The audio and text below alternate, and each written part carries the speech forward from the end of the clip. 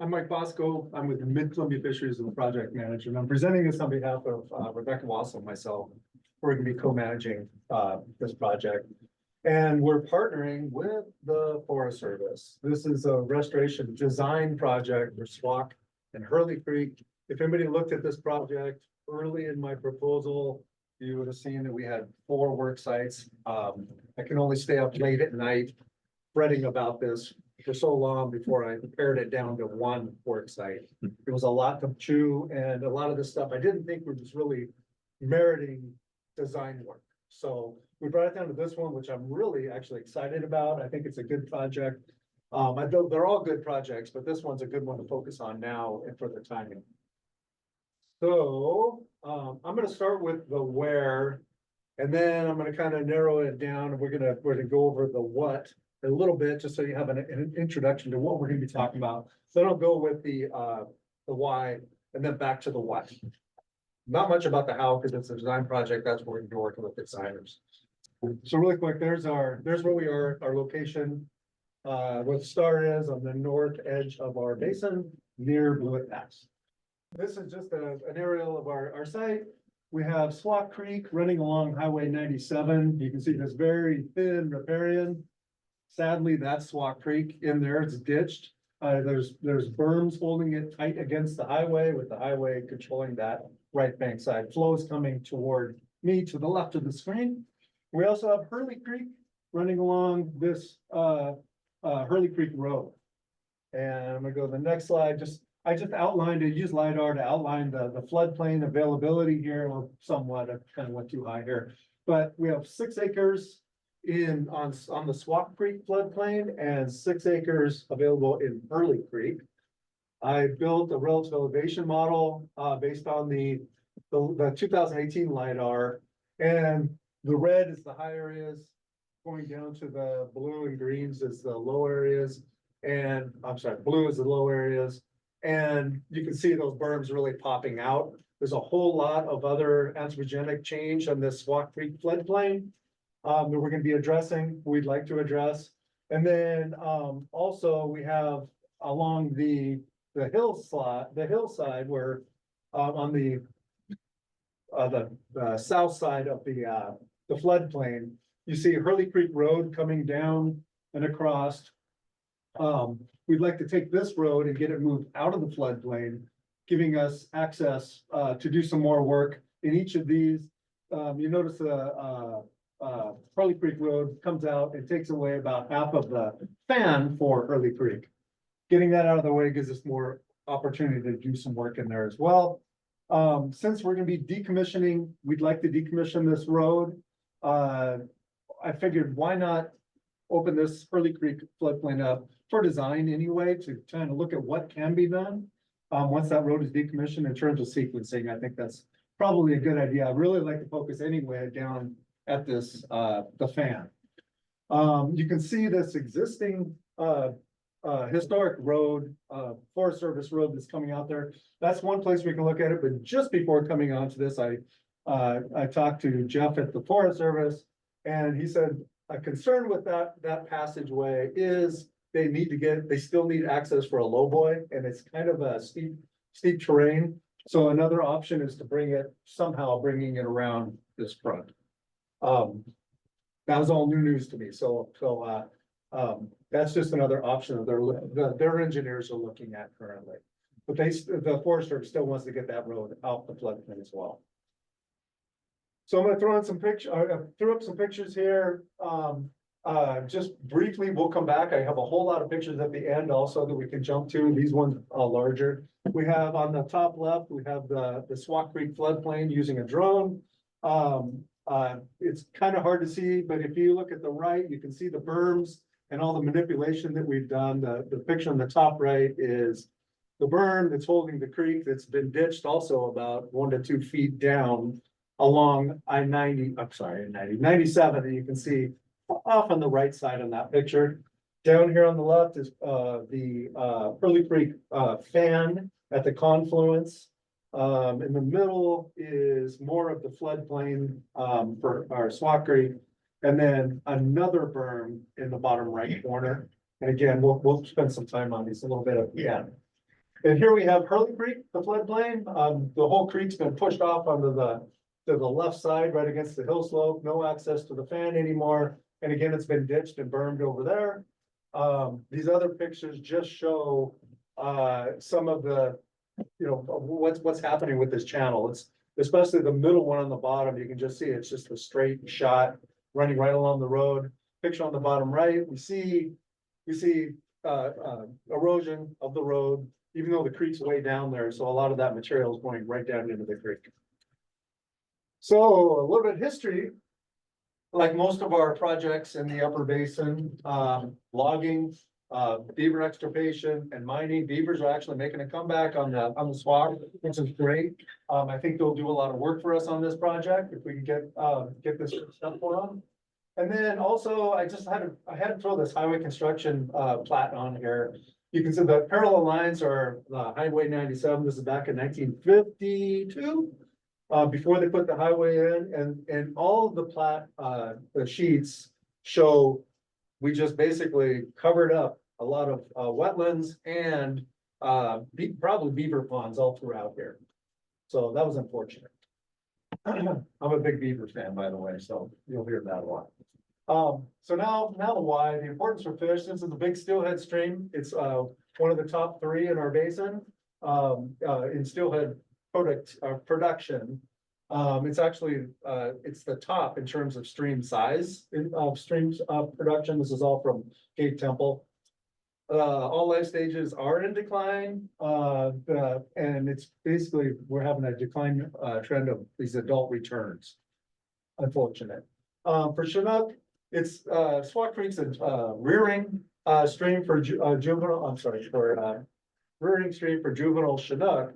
Adults don't come up here, and I don't think they really did historically. They don't make it to this project site. They're typically from Lauderdale Junction downstream, which is several miles down from this project site. Coho, I spoke with Todd Newsom. They've been releasing both adults and juveniles up here. Unfortunately, they're getting terrible survival. They tag about half the fish, and of those tagged fish, they're getting no adult returns and very little survival of those that are released. And they're attributing that to high temps and lack of the beaver pond refuge. So concerns, we talked about some of those already, but from Herring 2001, we have impaired riparian, impaired floodplain connectivity and diversity, reduction in beaver activity and road confinement. In this project, we're trying to focus on all of these through removing the berm, riparian plantings. Once we can get that creek out of that ditch and spread out across floodplain, we can widen that riparian forest, which would be a positive. Removing that road, the Forest Service road, getting it off the floodplain restoration, of course, and then slowing spreading the flow, not only for fish, but to encourage beaver back into that area to help continue doing this work for us. Recovery plan, the priorities, Yakima Action 14 correlates with Tag Focus 18, if I'm correct. And that's with floodplain habitat, connectivity and diversity complexity, which is also mentioned in the Yakima Bull Trout Action Plan, specific to Swauk Creek.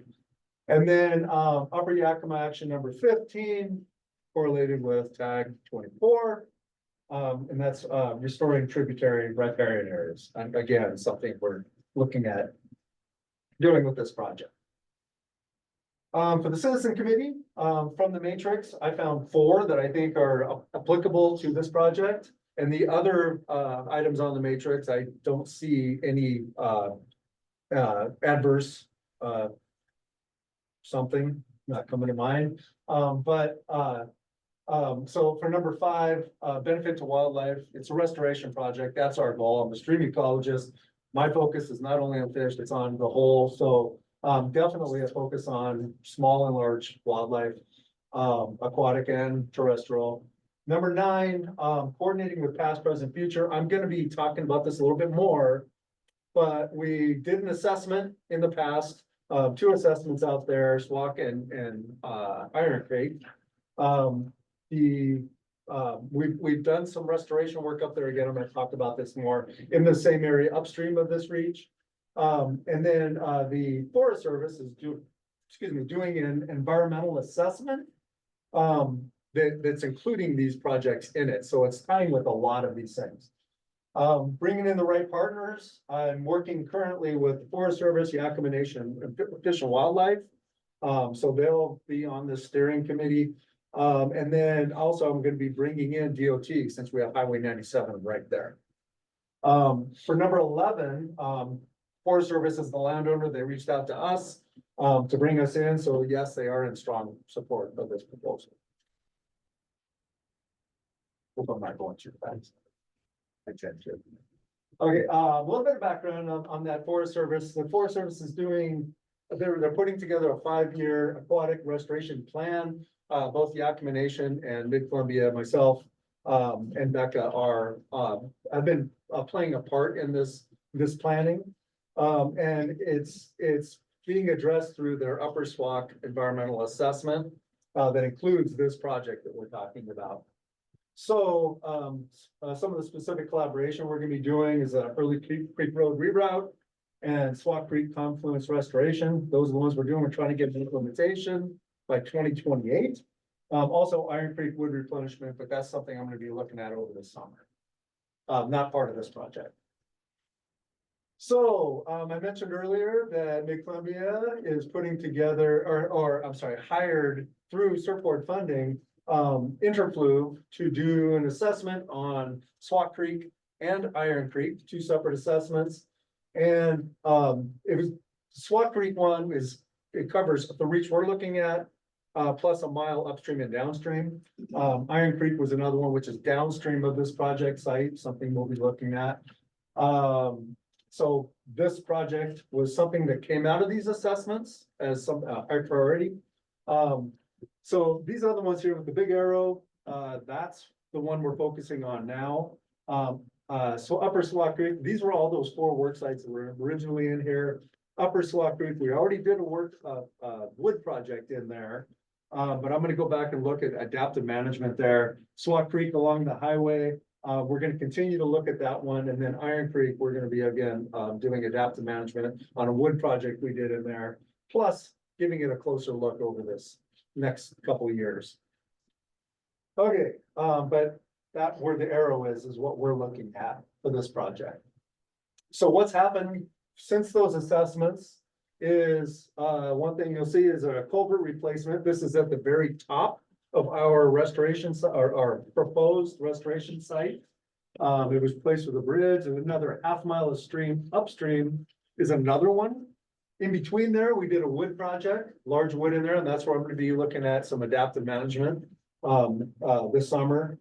So that was the large wood here. Then Iron Creek, we did put some wood in Iron Creek. We have a lot more wood to go in there still, and a lot more work to look at. The availability of LiDAR is huge. So we've had since we have 2018 LiDAR now, with my relative elevation model really pinpoints what we can do and maybe what we can't do in some places. And then I mentioned the Forest Service is working on this broader environmental assessment, which includes these projects. So our proposal is to form the steering committee with the partners, Forest Service, Yakima Nation, Fish and Wildlife, and DOT, and us, to work with an engineering firm that we hired to develop up to preliminary design, so including alternates and conceptual. And the reason we're going to preliminary design is we'd like to get this project in rolling forward, so for implementation on the schedule that works for the Forest Service. And then so we're going to focus on moving the Forest Service road off the floodplain, decommissioning that road segment, removing those berms and other anthropogenic features that are on the floodplain, doing some restoration on both of these floodplains, possibly much of Hurley, but at least the fan area where the road is interfering with that. And then planting a wider riparian buffer forest once we get the water spread out a little bit more, a lot more on that floodplain. And again, it's 6 acres for each one of those, floodplains. So being a what if guy, and I'm always concerned about what might be happening and what can go wrong, so we can tackle it ahead of time. Definitely want to build this steering committee. That's not a problem that's gonna happen. That's something that's gonna help us from having these problems. We also want to consider accommodating any Highway 97 concerns, so the DOT is gonna be involved. Rerouting this Forest Service road is gonna take some effort, some ideas and thinking. So that's something we're gonna have to really be thinking about, how we're gonna get it moved off the floodplain and where. This is a big one. So Highway 97, I think we've all been wanting our Highway 97 moved off of this floodplain up into, away from, or out of, basically just out of the floodplain. But with all the fun stuff going on in our world today, that's probably gonna be a little ways off. But I want to make sure that our designs are planning for that, if that ever happens. This work that we're doing now, we're gonna keep the designers in mind that this may expand, and we want to make sure we account for that. That's a big one on my list. And then public outreach, we have mining claim holders of Hurley Creek. We learned from Little Natch East that we got to keep them involved. We got to keep the communication open with them. We have recreationists, and we also have homeowners, landowners upstream. The Forest Service has already worked a route for them to get into an alternate route for them to get in, but we want to keep them in conversation. And okay, we're down to the budget. Now, it's 2018, 218,000 request. I find myself really good at budgeting and costing. Today's world is really hard. I mean, we have a project on Whiskey Creek, I have some other projects, and the prices just seem to keep going up. So very conservative numbers here. I understand that. It always concerns me when I see anything over, I'm cheap, that's all I can say, but frugal. But there's our funding request. I think it's gonna be rather real. And then all we have from here forward is, here's a glow map. I have a lot of pictures. I'm just gonna run through these really quick so you know what's available. We can come back to them. This is all the Swauk Creek floodplain, Hurley Creek. I put in some relative elevation models at different levels. And then, because I know Alex loves these as much as I do, we have the LiDAR in there.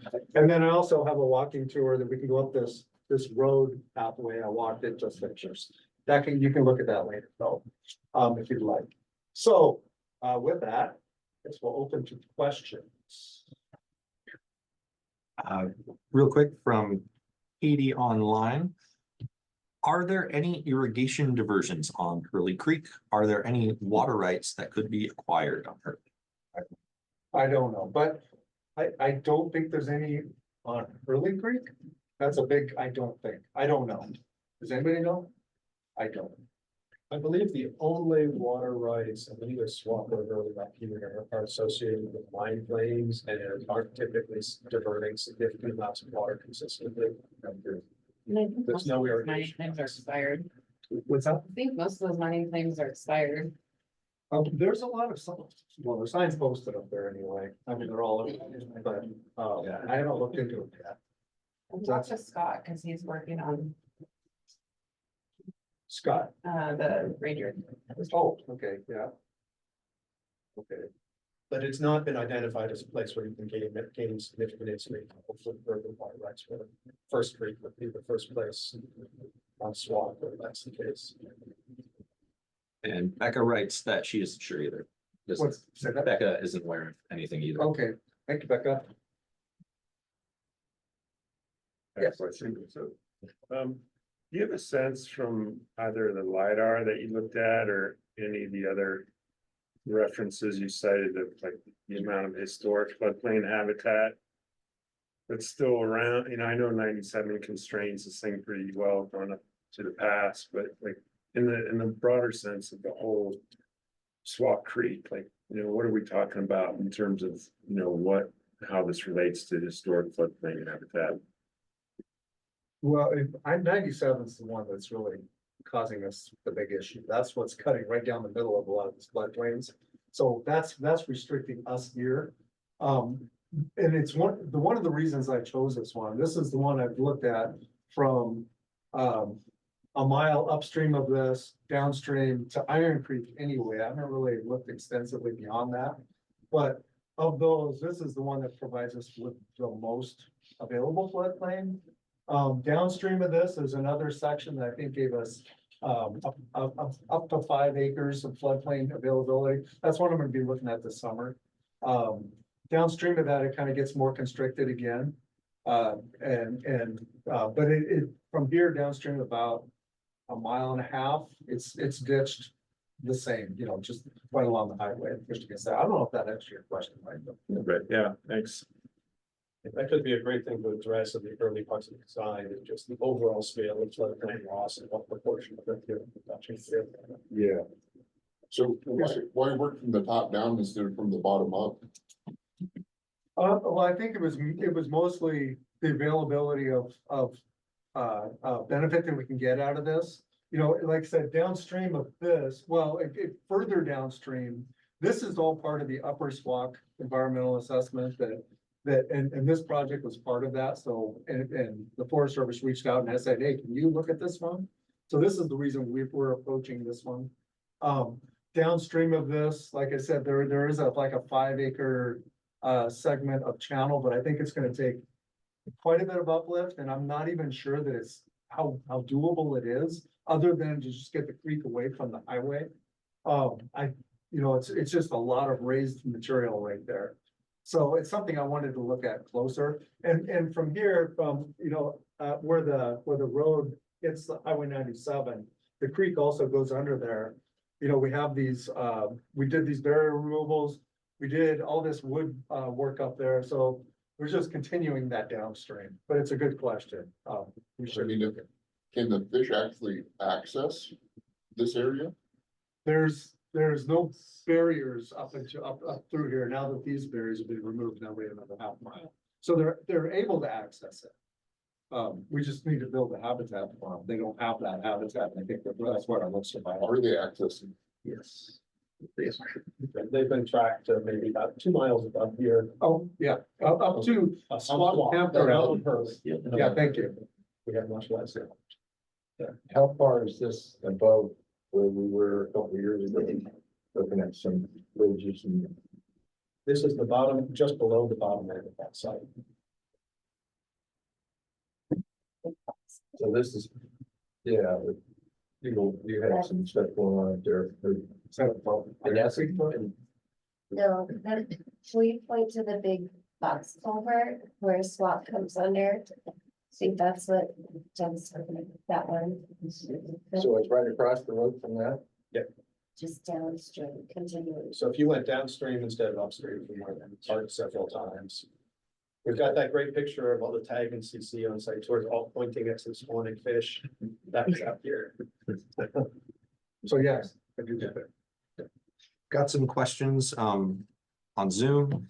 Davey wanted to encourage you to include Pacific lamprey with the other fish listed. You know, I kept putting them in or I had them on my notes to put in there. So yes, it's strongly on my mind. Okay. Yes, lamprey. Excellent.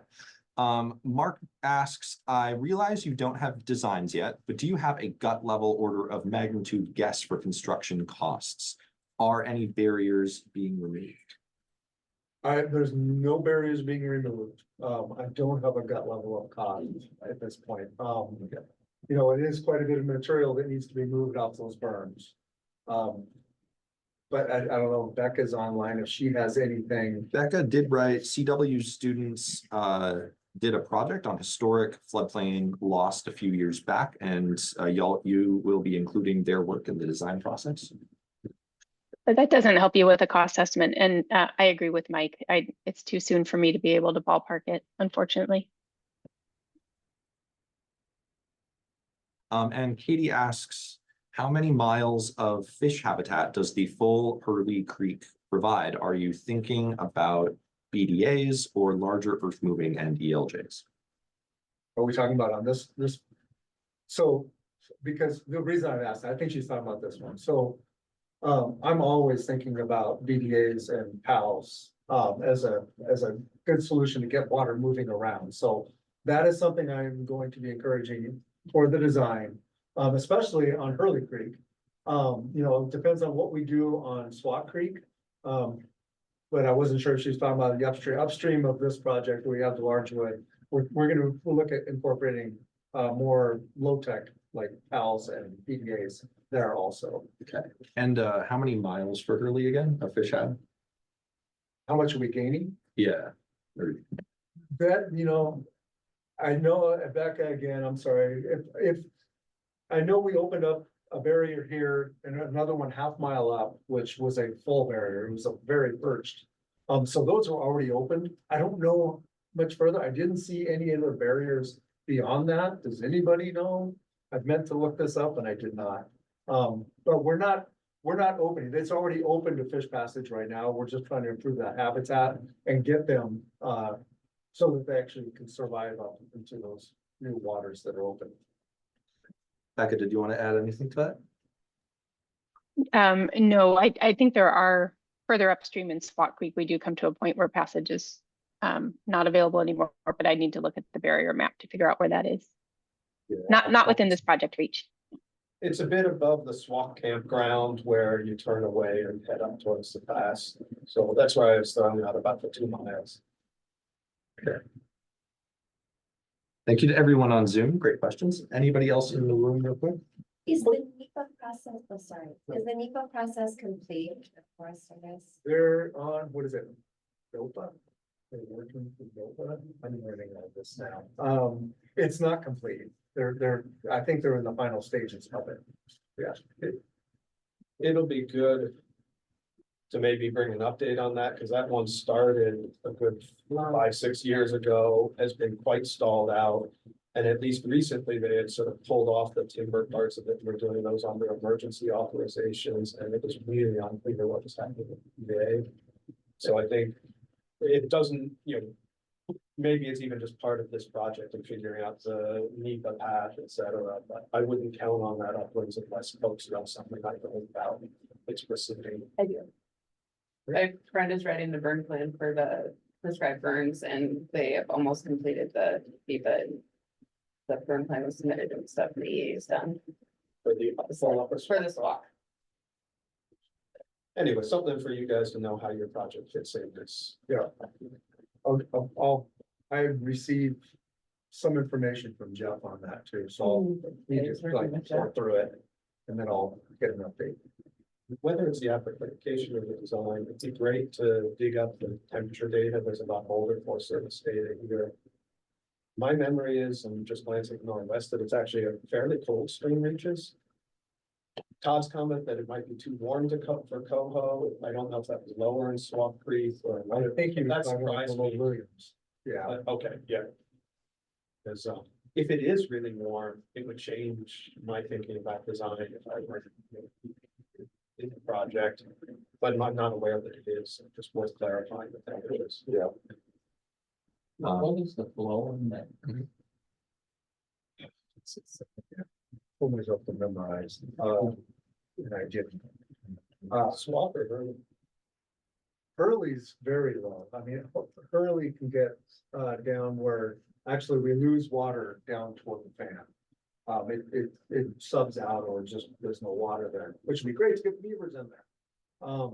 In terms of Swauk, I'm sorry, that was something I wanted to memorize. I don't have to memorize it, but I didn't. It's a very important piece like this. Gonna move to one last question from Nathan and then to the next project.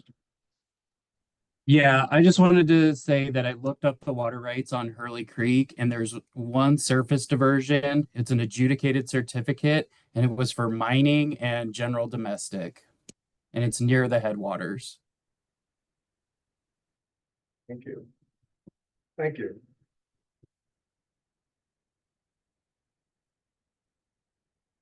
You know the confluence, is that what you said? Oh, headwaters.